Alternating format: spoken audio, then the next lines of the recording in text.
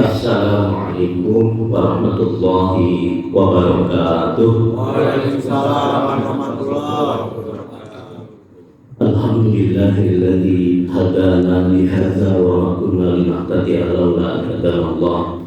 Asyhadu an la ilaha illallah wahdahu la syarika lah wa asyhadu anna Muhammadan abduhu wa rasuluhu la nabiyya ba'dah. Allahumma sholli wa sallim wa barik ala nabiyyina Muhammadin wa ala alihi wa sahbihi ajma'in. Mari kita awali dengan membaca lafaz basmalah. Bismillahirrahmanirrahim. Jadi kalau pekerjaan itu dilakukan oleh ahlinya, ya bisa selesai. Jadi kalau bukan ahlinya, maka fantazir sa'ah, tunggulah masa kehancurannya. Maka Bapak Ibu, kalau anak-anak kita punya bakat, punya sesuatu yang berbeda dengan teman biasanya, jangan kemudian disamakan dengan teman-temannya.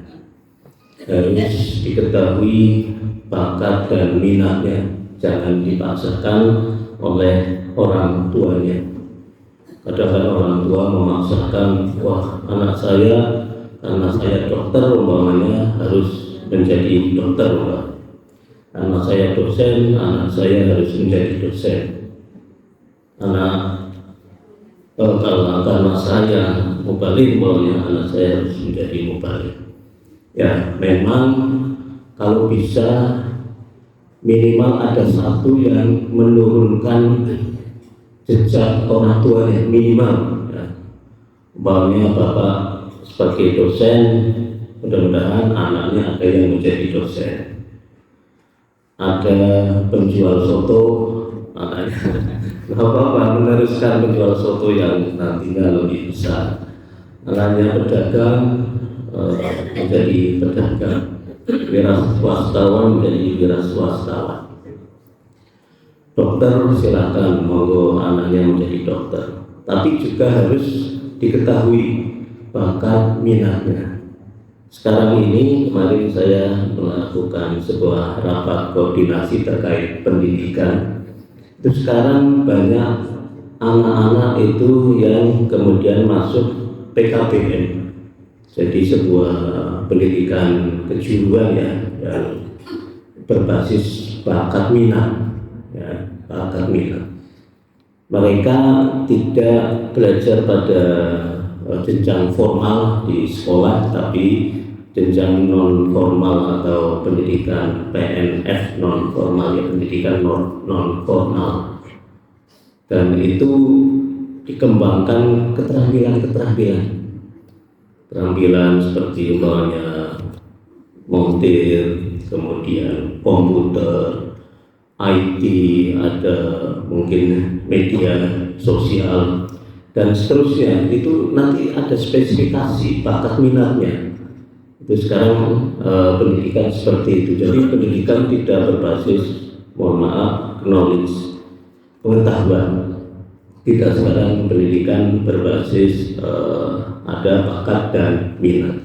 Nah ini penting bagi Bapak Ibu, jangan sampai kemudian memaksakan kehendak anak, ya, memaksakan kehendak anak. Pernah ada suatu ketika itu anak seorang dokter, karena dia dokter, kemudian menyekolahkan anaknya di kedokteran. Padahal anaknya nggak berminat, ya sudah, karena anaknya alhamdulillah juga pinter, tapi kurang berminat, sehingga tetap saja mengikuti orang tuanya.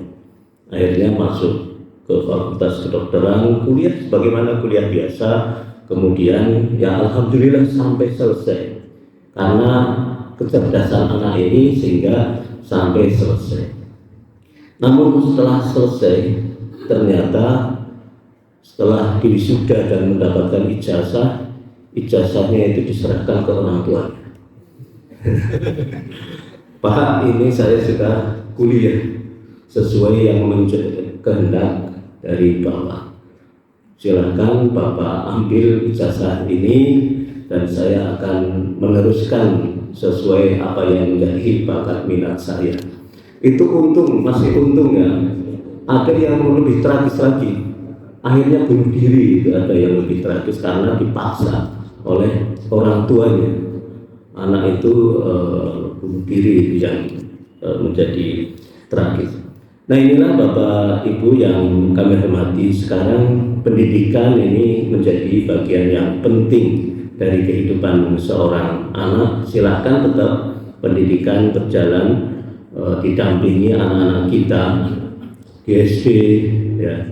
Kadang kan mohon maaf untuk SD memang orang tua itu menginginkan bekalnya itu kuat, keimanannya, bekal keimanannya kuat, sehingga ada yang masuk ke SD Muhammadiyah, ada yang masuk ke SD IT, mungkin juga ada SDNU dan lain sebagainya, karena merasa bahwa ini harus dibekali dengan bekal ajaran agama yang kuat. Nah, itu bagus. Jadi jangan sampai ketika anak-anak itu pendidikan awal itu, pendidikan agamanya kurang, itu juga bahaya. Tapi yang bahaya lagi itu orang tuanya. Kadang anak-anak itu disekolahkan agama, orang tuanya nganter itu pakai celana pendek, tidak pakai jilbab lagi, gitu ya. Jadi orang anaknya itu pakai pakaian rapet gitu ya, pakai pakaian jilbab rapet panjang gitu, yang nganter ibunya ke sekolah, di sekolah agama malah pakai pakaiannya tidak rapat. Itu berarti tidak mendidik, tidak memberikan contoh kepada anak-anaknya. Apalagi mohon maaf, orang tua tidak memberikan contoh teladan untuk sholat. Ini bahaya. Anaknya rajin karena apa? Karena disekolahkan di sekolah agama, di masjid, di sekolah dia sholat duhur biasanya, alhamdulillah, karena pulangnya kan sore sampai asar, sholat di sekolah. Nah, kemudian anak ini malah rajin juga sholat maghrib di masjid. Tapi pernah ketika saya ketemu, ini ada anak kelas 1, kamu kok rajin nih? Iya Pak, karena saya diajari oleh guru saya. Ini orang tuamu ada nggak di masjidmu ini, orang tuamu ada nggak? Nggak ada Pak, orang tua saya itu nggak sholat. Wah, anak ini lugu sekali ya, lugu sekali bahwa dia orang tuanya itu nggak sholat itu. Bahkan saya terus tanya kepada tetangganya, iya betul Pak, itu anaknya nggak sholat, orang tuanya nggak sholat, anaknya alhamdulillah rajin. Ya mudah-mudahan nanti anaknya menjadi penerus orang tuanya, maksudnya bukan penerus kejelekan itu ya, bukan penerus kejelekan, tapi penerus dia insya Allah menjadi orang yang solid gitu. Nah, orang tuanya itu juga itu melihara anjing Pak. Ini bahaya. Jadi anak-anak ya alhamdulillah disekolahkan sekolah agama, tapi tidak hanya kemudian secara formalitas dia diajari agama di sekolahnya saja. Harusnya orang tua itu kemudian menjadi teladan. Ya tadi ketika mengantar itu ya tentu karena anak-anaknya berjilbab, anak-anaknya pakaian panjang yang menutup aurat, orang tuanya juga harus menutup aurat. Kadang malah lebih ibu-ibu lebih tidak menutup aurat, maksudnya pakaiannya itu lebih pendek-pendek daripada bapak-bapak ya. Bapak-bapak malah kadang pakai celana panjang begitu, pakai celana panjang, pakai topi itu ke mengantar anak. Nah ibu-ibu gitu sudah pakai celana pendek, nggak pakai jilbab. Nah ini kurang bagus untuk mendidik anak-anak kita. Jadi ketika kita memberikan teladan, maka anak-anak mengikutinya. Dalam bahasa Inggrisnya itu trendsetter ya. Orang tua itu sebagai orang yang berada di depan. Orang yang berada di depan, orang yang menjadi contoh. Kalau di dalam bahasa Ki Hajar Dewantara tuturi handaya ingar sosum tulodo. Jadi ingar sosum tulodo, orang tua itu harus berada di depan, menjadi turut, menjadi teladan. Jangan sampai tidak menjadi teladan. Inilah yang penting bagi kita, karena ya ayyuhalladzina amanu anfusakum wa ahlikum nar. Wahai orang-orang yang beriman, jagalah dirimu dan keluargamu dari api neraka. Dan api neraka itu bahan bakarnya batu yang tentu sangat panas ya. Batu dan manusia.